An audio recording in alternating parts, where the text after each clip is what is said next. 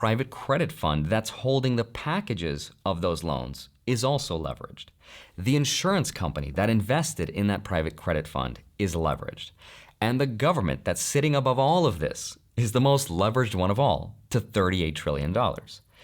So every layer of the US debt-based system is borrowed against the layer below it, kind of like a tower of playing cards. It might only take just a couple of industries and jobs to be displaced, which kicks off that chain reaction.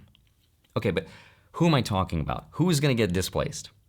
Well, that would be the white-collar jobs. Here's an interesting chart that was floating around online about which jobs are susceptible to AI. Jobs in office administration, business and finance, computers and math, and education. Now, I actually think this chart was created using AI, so it's not 100% factual.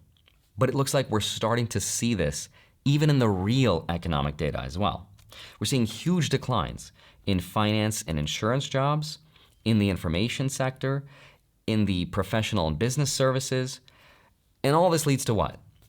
Tighter lending, falling asset prices, volatility in the market, and uncertainty, because we just don't know what's going to happen.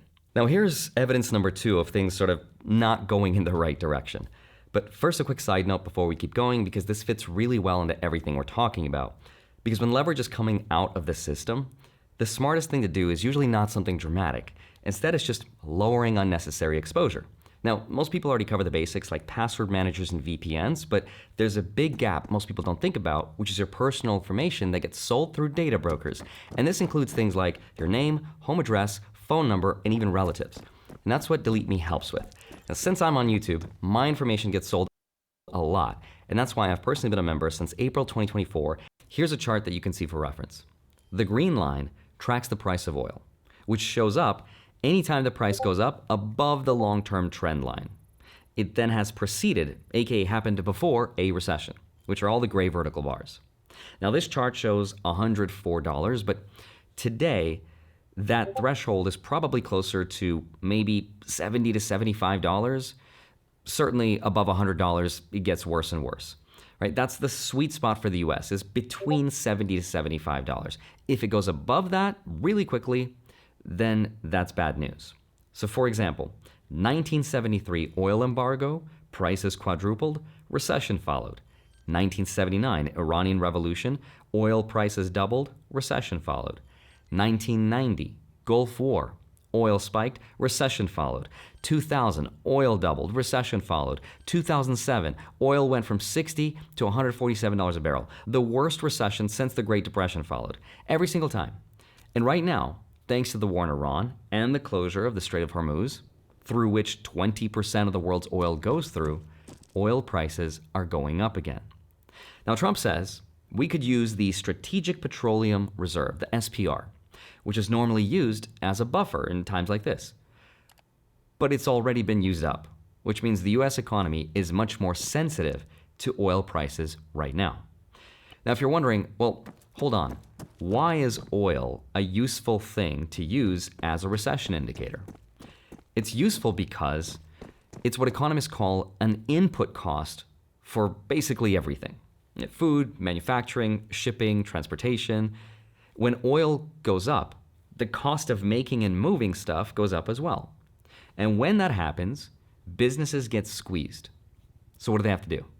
They have to cut costs, they cut people, right? But what makes this time particularly dangerous compared to every other time is this chart. It shows that when oil went up and there was a recession, the Federal Reserve had room to fight back. They had room to cut interest rates.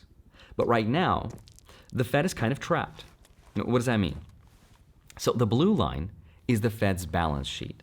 Every time it goes up, that's the Fed printing money, doing QE. Now look at the red line. That's oil prices. Notice how every single time the Fed fired up the money printer, oil was cheap or falling.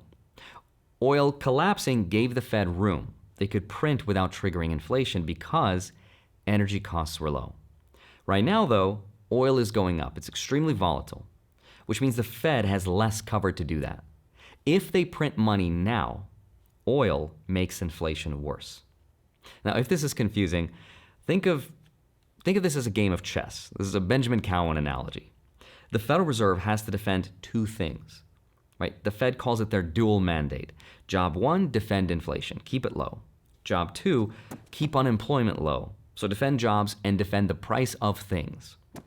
Normally, when a recession happens and people lose jobs, the Fed cuts interest rates, so then cheap money flows into the economy, businesses can borrow, they can hire again, and unemployment can stay low. So if check, defend with lowering rates.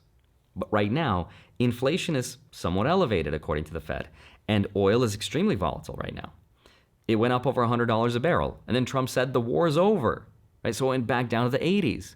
If the war lasts longer than expected, it could easily go over $100 again. It's trending that way right now, which means if the Fed cuts rates to fight a potential recession, inflation could come back thanks to oil going up. So unemployment and inflation, the Fed can only fight one at a time. If not, that's checkmate, aka recession. Now we're not there yet, but we'll see what happens to oil prices, which right now is tied to the fate of the war in Iran, which we're told is going to last a couple weeks, maybe a couple months, but not more, which personally, I don't believe. I'm confident that our troops will be successful, and I think it'll go relatively quickly. It could last, 6 days, 6 weeks. I doubt 6 months.